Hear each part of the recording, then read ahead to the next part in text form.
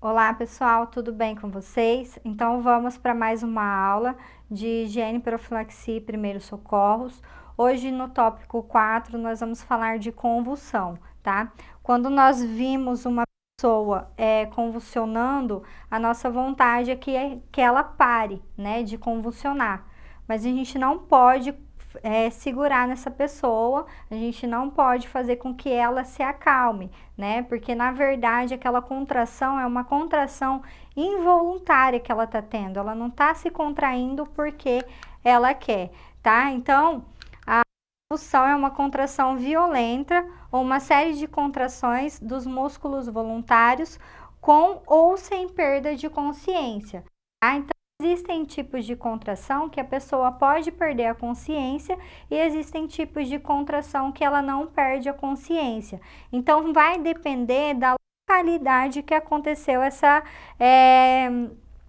desregulação aqui no sistema nervoso central do cérebro, tá? Então, durante a crise convulsiva, deve-se afastar os objetos que possam cair ou ferir a vítima e proteger a cabeça dela para que evite traumas no solo. Em hipótese alguma, deve-se introduzir objetos na cavidade oral ou na língua do paciente, tá?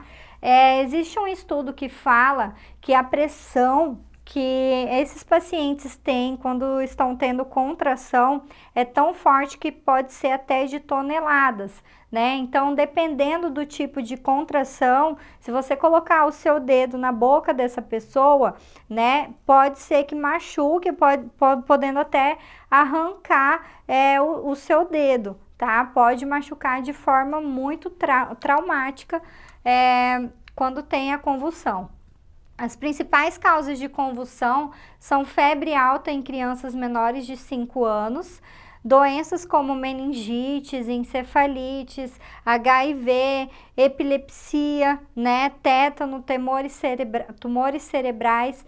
Então, quando a pessoa ela tem direto uma convulsão, né, ela desenvolve então a epilepsia, que é uma doença que ela vai desenvolver depois de várias crises convulsivas, tá? Então, esses fatores que eu falei aqui são os fatores de risco, né? Então, não quer dizer que uma pessoa que tem meningite, ela vai ter uma crise convulsiva, tá? Mas pode ser um fator de risco para acontecer uma crise convulsiva.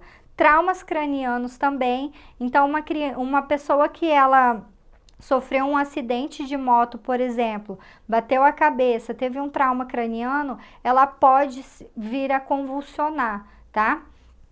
Abstinência após o uso prolongado de álcool também causa crise convulsiva. Distúrbios metabólicos como hipoglicemia, diabetes, insuficiência renal, a falta de oxigenação no cérebro e hemorragias vai fazer com que ocorra a crise convulsiva. Então, eu coloquei para vocês esse quadrinho aqui, tá? Então, o que nós devemos fazer e o que nós não devemos fazer com essa pessoa? Temos uma pessoa com crise convulsiva na nossa frente, tá? Então, o que nós devemos fazer? Nós vamos afastar os objetos que podem machucar essa pessoa. Primeira coisa, nós vamos olhar no relógio para ver que horas que essa pessoa começou a convulsionar, tá? Então, vamos olhar no relógio, vamos posicionar ao lado da pessoa e vamos colocar um travesseiro ou a nossa própria mão na parte basal do cérebro, tá? Para que a gente proteja a pessoa, para que ela não bate a cabeça e cause um trauma ali, tá? Então, nós vamos posicionar ao lado da pessoa e nós vamos lateralizar a cabeça dessa pessoa. Por que nós vamos lateralizar a cabeça dessa pessoa?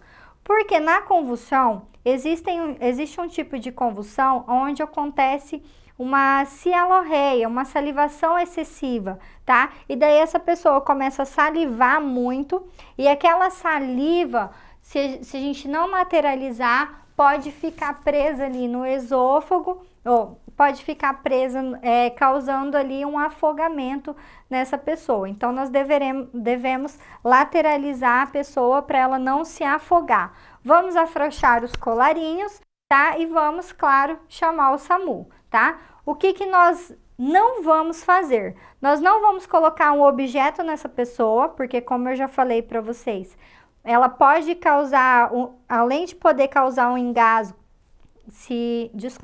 além de causar um engasgo, tá? Se você colocar o seu dedo, pode ser que machuque o seu dedo. Não vamos puxar a língua da pessoa, porque a língua dela não enrola, tá? Isso é um mito, não existe isso. E não vamos tentar controlar os movimentos dela e nem esfregar nada do nariz dela, tá? Então, está cientificamente comprovado que nós não precisamos esfregar álcool nem vinagre para que essa pessoa volte, tá ok? Se nós estivermos no hospital, vocês como os técnicos de enfermagem, né, a gente vai administrar a medicação conforme a prescrição médica, né? Então, se estivermos com um médico junto, a gente vai aplicar o anticonvulsionante, tá? Geralmente, esse anticonvulsionante é o clonazepam ou o diazepam também, tá?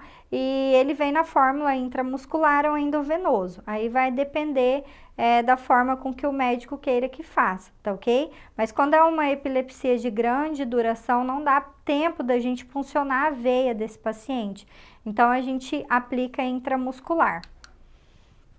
O estado pós-convulsivo, então.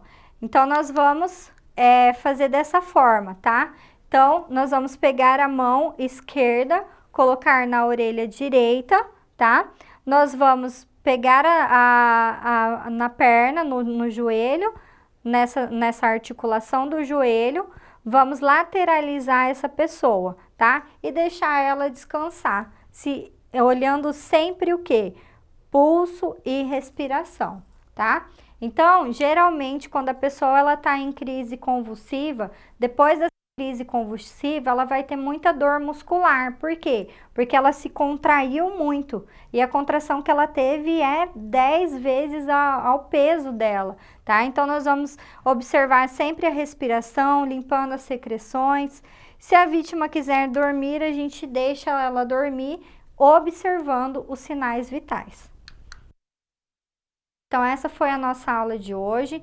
Em relação à convulsão, então, nós não vamos segurar na pessoa, tá? Por quê? Porque se a gente segurar nela, a gente vai ficar tremendo junto, tá? Porque a gente não consegue controlar. O nosso desejo é que pare, mas a gente não consegue controlar. Então, os primeiros socorros que a gente tem que fazer é cuidar da cabeça dessa pessoa, para que ela não fique batendo a cabeça no chão e machucando, lateralizar a cabeça para que ela não se engasgue, cuidar do horário para ver que horas que começou essa convulsão, que horas que terminou a convulsão, quantas convulsões que ela teve durante 1 minuto, para poder estar passando aí para o SAMU, se caso vocês não estiverem num atendimento de saúde, ou no hospital, ou numa estratégia de saúde da família, né? Então, essa foi a nossa aula de hoje, eu aguardo vocês nas próximas aulas, até mais!